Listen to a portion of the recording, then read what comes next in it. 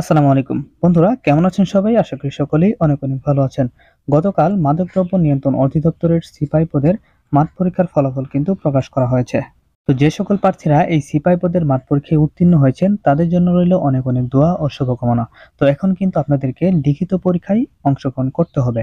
তো আপনাদের মধ্যে থেকে অনেকেই জানেন না যে এই মাদকদ্রব্য নিয়ন্ত্রণ অধিদপ্তরের সিপাই পদের লিখিত পরীক্ষাটা কিভাবে অনুষ্ঠিত হয়ে থাকে, কোন কোন বিষয় থেকে প্রশ্ন করা হয়। তো আজকের ভিডিওতে আমি আপনাদেরকে জানাবো যে এই সিপাই পদের লিখিত পরীক্ষা কিভাবে অনুষ্ঠিত হয়, কোন কোন বিষয় থেকে প্রশ্ন করা হয় এবং আপনারা কিভাবে প্রস্তুতি গ্রহণ করবেন।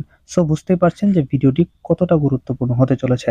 তো ভিডিওটি শুরু করার আগে আপনারা যারা লিখিত পরীক্ষায় অংশগ্রহণ করতে যাচ্ছেন তাদের জন্য লিখিত পরীক্ষার চূড়ান্ত একটি সাজেশন আমি পিডিএফ আকারে নিয়ে এসেছি। আপনারা চাইলে আমার কাছ থেকে সাজেশনটি সংগ্রহ করতে পারেন।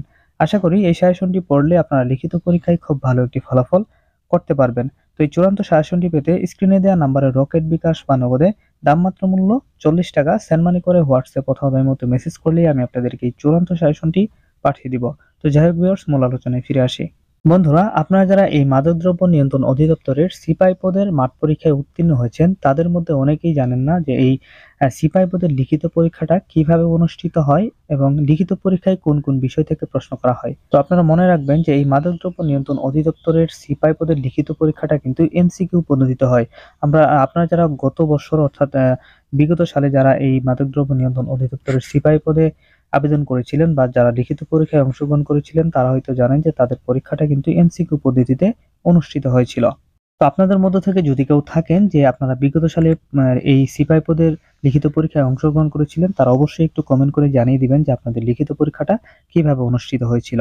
তাহলে সবাই বিষয়টা কিন্তু আরেকটু ক্লিয়ার হবে। তো এবারও আশা করছি যে এই সিপাই পদের লিখিত পরীক্ষাটা এমসিকিউ পদ্ধতিতেই হবে। তবে কিছুটা সংযোজন করতে পারে। আমরা দেখেছি যে ফায়ার সার্ভিসের যে লিখিত পরীক্ষাটা অনুষ্ঠিত হয়েছিল, আপনারা যারা ফায়ার সার্ভিসের লিখিত পরীক্ষায় অংশগ্রহণ করেছিলেন, বিগত সালে কিন্তু তাদের প্রত্যেকটি পরীক্ষায় এমসিকিউ পদ্ধতিতে অনুষ্ঠিত হতো এবং ২ টি করে লিখিত শর্ট লিখিত আরকি মাত্র ২ লাইনের একটা লেখা এরকম একটা লিখিত পরীক্ষার প্রশ্ন দেয়া হতো, জাস্ট 2 লাইন। তো এরকম একটা বিষয় কিন্তু এই মাদকদ্রব্য নিয়ন্ত্রণ অধিদপ্তরের সিপাই পদেও থাকতে পারে। তো এটা আসলে খুব বেশি একটা কঠিন প্রশ্ন করা হবে না। খুব স্বাভাবিক নরমাল প্রশ্নগুলাই করা হবে যেটা আপনারা মোটামুটি সকলেই পারবেন আশা করছি।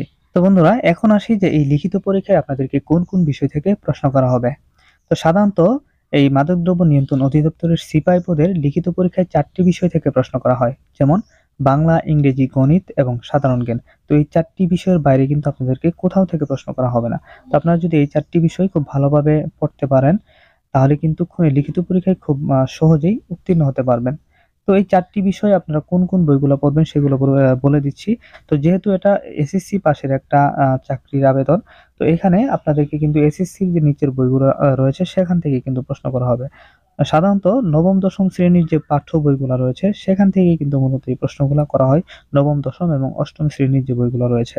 তো গণিতের ক্ষেত্রে বেশিরভাগই আপনার অষ্টম এবং নবম, দশম শ্রেণীর যে বইগুলো রয়েছে সেখান থেকে প্রশ্ন করা হয় এবং সাধারণ জ্ঞানের যে বিষয়টা রয়েছে সেখানে সাম্প্রতিক সময়ের যে সাধারণ জ্ঞানগুলো রয়েছে সেগুলো একটু গুরুত্ব সহকারে পড়বেন, সেখান থেকে প্রশ্ন করা হবে এবং বাংলা, ইংরেজির ক্ষেত্রেও কিন্তু আপনারা বাংলার থেকে সমাস, বাক্য সংকোচন, এক কথায় প্রকাশ, বাগধারা, বাক্য শুদ্ধিকরণ এই সকল বিষয়গুলো একটু গুরুত্ব সহকারে পড়বেন।